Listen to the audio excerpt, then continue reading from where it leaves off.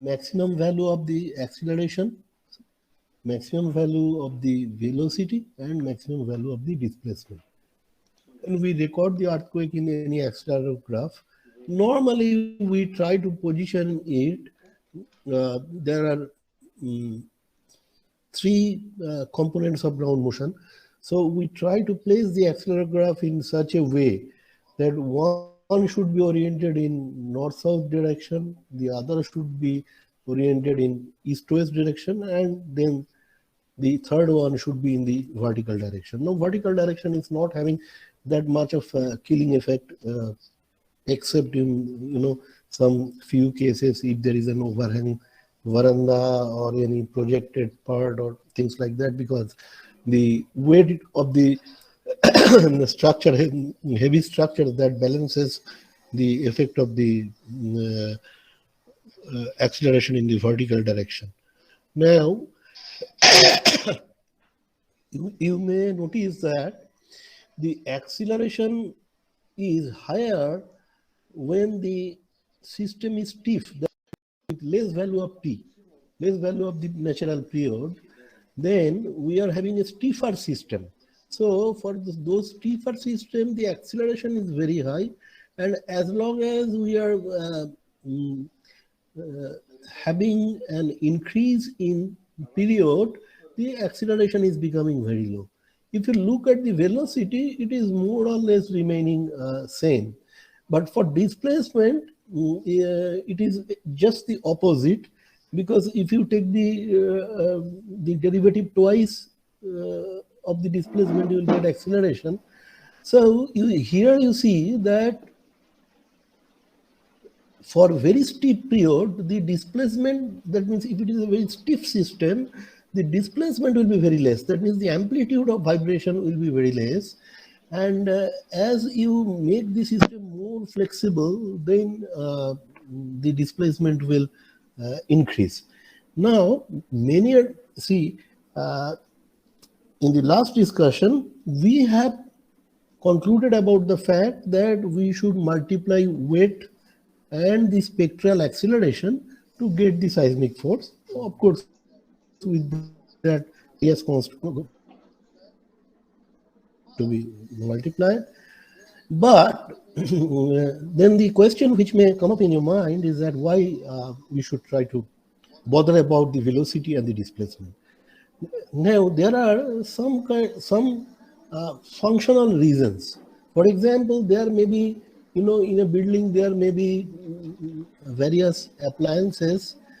So there may be very sensitive equipment. So if there is too much of the displacement, maybe that the system will not function. There may not be damage to the structure, but the functional capability of some of the appliances or some of the systems, then there will be difficulty.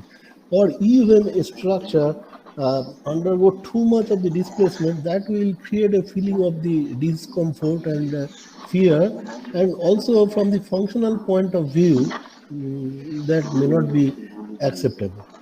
So we always try to have more information, that means or the complete information, acceleration, velocity, and displacement. Now, while doing so, you see that we say that the spectral velocity SV, that is equal to omega into SD. Now, this omega into SD, that means displacement into omega, omega is having a unit of radian per second. So if you multiply with SD, so it is having a unit of the velocity, meter per second. Now, the question is that whether this is the actual maximum velocity? No. Actually, this is actually pseudo maximum velocity. That means it looks like the maximum velocity, omega into SD, but it is not the actual velocity. But fortunately, if we do the mathematics, then we can see that the SV and PSV are almost same. I mean, the error sometimes may be a little bit more, but in most of the cases, it is more or less same. particularly for the presence of the damping.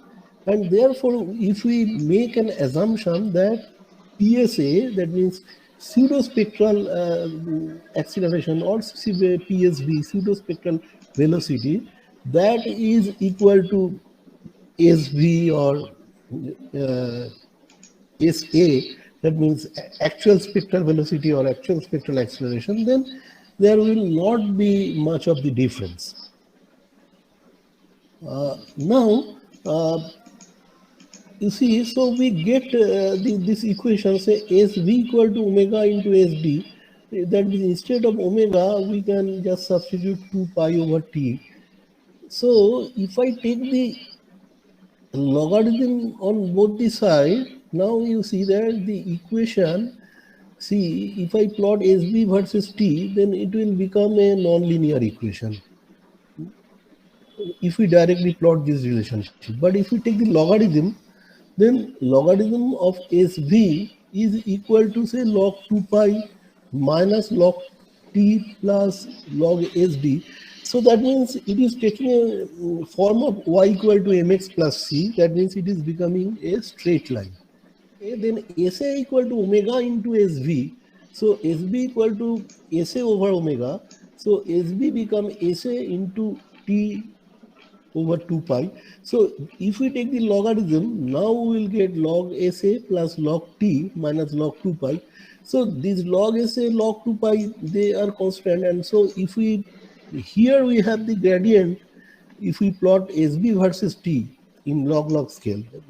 So we will have the gradient 1. So that means here we should get an angle of 45 degree. So I'm skipping these slides. Well, so the same relationship we have written here. So if we plot, so the first equation what we are getting, that is log SV equal to minus log t plus log SD plus log 2 pi. That means if I take a particular value of the displacement, then this log SD plus log 2 pi will be constant. So the equation will take the form of y equal to mx plus c with the gradient minus 1, that means minus 45 degrees. So you look at this line. So in this line, along this line, displacement is constant because we have taken particular value of SD. But then the acceleration will be linearly varying. Of course, acceleration means the logarithm of the acceleration. It is being done in a log scale.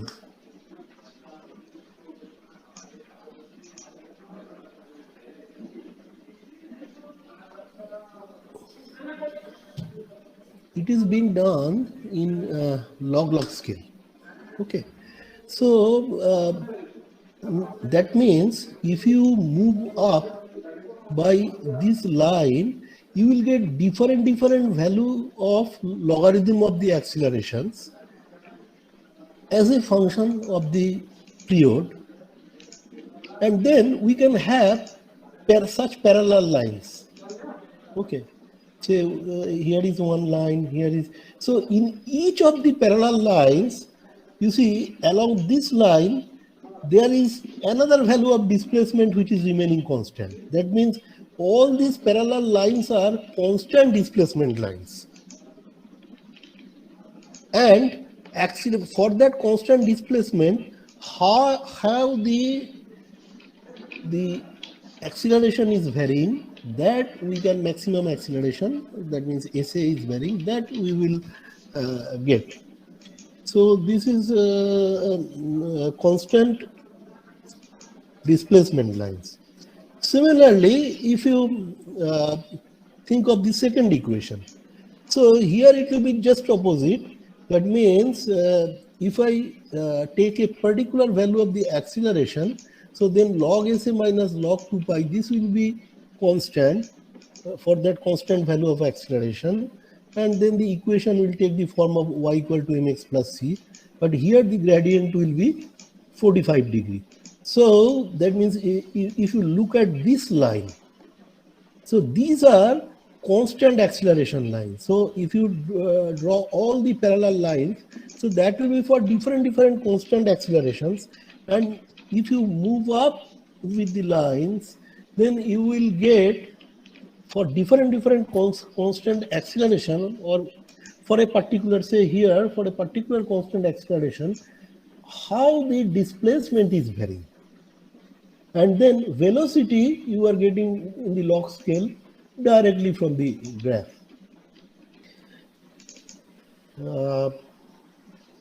Well, I would just like to give you an example.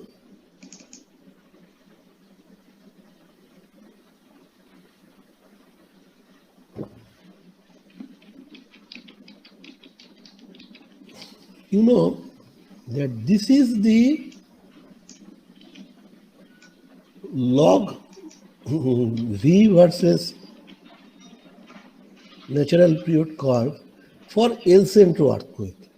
Okay, the same earthquake, El Centro 1940, north-south direction, and for damping equal to 0.02. Now you see that if I take any point, let us move back to this page. Now you see here that the second equation, here you see that log SB versus log T, and log SA is for a particular value of log SA, then this part become constant. So we get the form y equal to mx plus c. So this part becomes included in the equation C. So in this particular case, you see that this is the constant acceleration line, and keeping the acceleration constant, how the displacement is varying, that is given. Okay, so and all such this line will be for another constant acceleration. If we draw such parallel lines, so they will be for different constant acceleration. And if we draw the line in parallel to this direction, then that will be for different constant displacement. So in the next page, you see that if we draw a perpendicular in the nearest line. Now here you see that the acceleration is constant, and then the displacement is varying, and that is varying in a log scale. You are being able to understand this is 0.01, this is 0.1, then this is 1, this is 10, and then the acceleration is constant as 7.47. So that's how we may get, we may know that the logarithm of the acceleration is 7.47, and then the displacement is this is the displacement. That means at this point the displacement is this much, and the constant acceleration. Can you tell me that how we can know what is the constant acceleration? You see, even from this line, if we project this line, then this will have an intercept on this axis, constant. See, along this line, the acceleration is constant, but displacement is varying. Anywhere, if you talk, you see, you take any point, there you will get the same. In this case, displacement is constant, but acceleration is varying.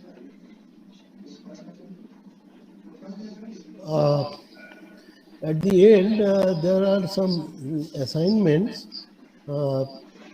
These are the practice assignment. You should try to do this, because in the exam you can expect this kind of question. So that's all for today. I'll send this presentation.